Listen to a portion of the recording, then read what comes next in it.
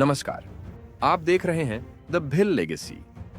आज हम एक ऐसे मुद्दे की गहराई में उतरेंगे जहां विकास की परिभाषा और आदिवासियों के अधिकारों के बीच एक गहरा संघर्ष चल रहा है। कहानी है राजस्थान के उदयपुर जिले की कोटद्धा तहसील की। यह वो इलाका है जो अपनी प्राकृतिक सुंदरता, घने जंगल और आदिवासी संस्कृति के लिए जाना जाता है। लेकिन आज इस शांत इलाके में एक बड़ा सवाल गूंज रहा है। क्या विकास की कीमत पर 35,000 से ज्यादा लोगों को अपने घर बार से विस्थापित कर दिया जाएगा? जी हां, हम बात कर रहे हैं चक सांडमारिया और बुझा बांध परियोजनाओं की, जो महत्वाकांक्षी जवाई पुनर्भरण योजना का हिस्सा है। सबसे पहले समझते हैं कि यह परियोजना क्या है। यह योजना, जिसे जवाई पुनर्भरण योजना, जवाई रिचार्ज स्कीम के नाम से जाना जाता है, राजस्थान के कई सूखाग्रस्त जिलों के लिए जीवन रेखा साबित हो सकती है। परियोजना की घोषणा, यह महत्वाकांक्षी योजना पिछली गहलोत सरकार के कार्यकाल में घोषित हुई थी। लागत, इस पर अनुमानित 2,556 करोड़ DH 23 लाख रुपए से अधिक खर्च होने हैं। स्वीकृति, उदयपुर में बांध निर्माण के लिए 9 फरवरी 2023 को स्वीकृति मिली और कार्यादेश भी 10 जुलाई 2023 को जारी किया गया। 2023 को जारी हुआ। मुख्य लक्ष्य, इस योजना का मुख्य उद्देश्य कोठड्ढा में 2 नए बांध, चक सांडमारिया और बुझा नाका, बनाकर सेई और साबरमती नदियों के पानी को जवाई बांध तक पहुंचाना है। लाभ, इससे विशेष रूप से पाली और सिरोही जिलों की पेयजल और सिंचाई की स्थायी समस्या का समाधान होगा।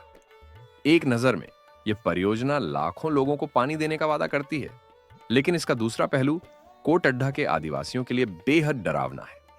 अब आते हैं सबसे महत्वपूर्ण हिस्से पर, ग्राउंड रिपोर्ट। कोटड्ढा के गांव-गांव में आज डर और आक्रोश का माहौल है। गांव वाले, हमारा यहां जंगल है, हमारा घर है, पानी तो हमें चाहिए, पर इसकी कीमत पर हम बेघर नहीं होंगे। 35,000 लोग कहां जाएंगे हम? सरकार हमारी बात क्यों नहीं सुन रही? स्थानीय लोगों का विरोध इतना कड्डीढा क्यों है? इसके पीछे कुछ गंभीर कारण है। विस्थापन का खतरा। स्थानीय ग्राम पंचायतों और विरोध कर रहे समूहों के अनुसार बांध बनने से 35,000 से भी ज्यादा आदिवासी परिवार सीधे तौर पर विस्थापित होंगे। जल जंगल जमीन से लगाव। आदिवासी समाज का जीवन जंगल, नदी और जमीन से जुड़ा होता है। उनकी संस्कृति, आजीविका और पहचान सब इन प्राकृतिक संसाधनों पर निर्भर करती है। बांध इन सबको हमेशा के लिए डुबो देगा। संवैधानिक अधिकार, पंचायतों के विस्तार, अनुसूचित क्षेत्रों में PESA एक्ट। आदिवासियों का कहना है कि यह क्षेत्र PESA एक्ट के अंतर्गत आता है। PESA एक्ट के तहत ऐसे बढ़िए फैसलों के लिए ग्राम सभा की अनुमति जरूरी होती है, लेकिन आरोप है कि इस प्रक्रिया का पालन सही से नहीं किया गया। मुआवजे पर सवाल। सरकार ने मुआवजे के लिए करोड़ों रुपए सिंचाई विभाग के माध्यम से राजस्व विभाग के पास जमा कराए हैं, लेकिन लोगों का कहना है कि उनकी जमीन की कीमत कोई दलाल या सरकारी बाबू तय नहीं कर सकता। उनकी जमीन और जंगल की कीमत अनमोल है। स्थानीय जनप्रतिनिधि, कोट, हमारी जमीन हमारी मां है। हम पानी देना चाहते हैं, पर अपना वजूद खोकर नहीं। हमने मुख्यमंत्री के नाम झापन सौंपा है कि इस परियोजना को तुरंत निरस्त किया जाए। यहां आजादी विचार और जय आदिवासी का नारा है। यह संघर्ष सिर्फ पानी का नहीं है, यह आजादी के बाद मिली संवैधानिक ताकत और जंगल पर आदिवासियों के हैक्यू का है। एंकर, लोगों के विरोध और करोड़ों रुपए की लागत के बावजूद इस परियोजना की जमीनी प्रगति क्या है? ताजा जानकारी बताती है कि परियोजना पर 1.5 साल से कोई ठोस काम नहीं हुआ है। सरकारी उदासीनता। स्थानीय नेताओं जैसे पूर्व विधायक और वर्तमान पदाधिकारी ने मौजूदा सरकार पर उदासीनता बरतने का आरोप लगाया है। उनका कहना है कि 1.25 साल बीत जाने के बाद भी सर्वे और भौतिक सत्यापन का काम ठप पड्डा है। फंसा हुआ मुआवजा। करोड़ों रुपये की मुआवजे की राशि राजस्व विभाग के पास पड्डी हुई है, लेकिन विरोध और कानूनी अड़चनों के कारण वह वितरित नहीं हो पा रही है। विपक्ष की चिंता।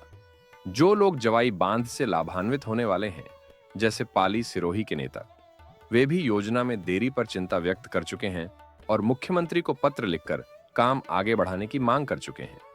सरकारी रुख स्पष्ट है, योजना को आगे बढ़ाना है। लेकिन जमीनी हकीकत यह है कि आदिवासियों के कड़े विरोध के कारण अधिकारी और ठेकेदार मौके पर आगे बढ़ नहीं पा रहे हैं। इस पूरे संघर्ष में एक महत्वपूर्ण कानूनी पहलू भी है। टीएफसी एडवाइजरी कमेटी, आदिवासी क्षेत्रों के लिए एक tribal finance corporation TFC advisory committee बनी हुई है। आदिवासी नेताओं ने आवाज उठाई है कि ग्राम सभाओं के प्रस्ताव बनाकर राज्यपाल महोदय के पास भेजे जाएंगे। राज्यपाल राष्ट्रपति की शक्ति। टीएफसी एरिया होने के कारण आदिवासियों का दावा है कि उनकी जमीन लेने के लिए राज्यपाल या यहां तक कि भारत के राष्ट्रपति के पास मामला भेजा जा सकता है, जो उनके संवैधानिक अधिकारों की रक्षा करेगा। संविधान में विश्वास। कोटड्डा के आदिवासी संविधान पर विश्वास रखते हैं। उनका कहना है कि संविधान में ताकत है, आदिवासियों में ताकत है, इसलिए उन्हें डरने की जरूरत नहीं है। वे जानते हैं कि जब तक वे एकजुट रहेंगे, कोई भी उनकी जमीन नहीं ले पाएगा। चक सांडमारियां और बुझा बांध परियोजना एक बद्धी दुविधा पैदा करती है। एक तरफ सूखाग्रस्त क्षेत्रों को पानी देने का बड्ढा राष्ट्रीय लक्ष्य है, तो दूसरी तरफ आदिवासियों के जल, जंगल, जमीन और संवैधानिक अधिकारों की रक्षा का सवाल है। फिलहाल यह परियोजना गतिरोध की स्थिति में है।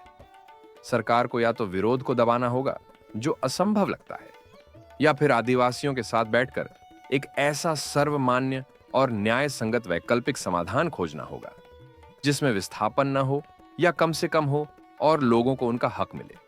यह एक ऐसा संघर्ष है जिस पर हमारी नजर बनी रहेगी। आपको क्या लगता है? क्या विकास की कीमत पर आदिवासियों को विस्थापित करना सही है? क्या सरकार को वैकल्पिक योजना पर काम करना चाहिए? अपनी राय नीचे कमेंट बॉक्स में जरूर दें। इस मुद्दे से जुड़ी हर ताजा खबर के लिए हमारे चैनल को सब्सक्राइब करें और यह वीडियो उन सभी तक पहुंचाएं जो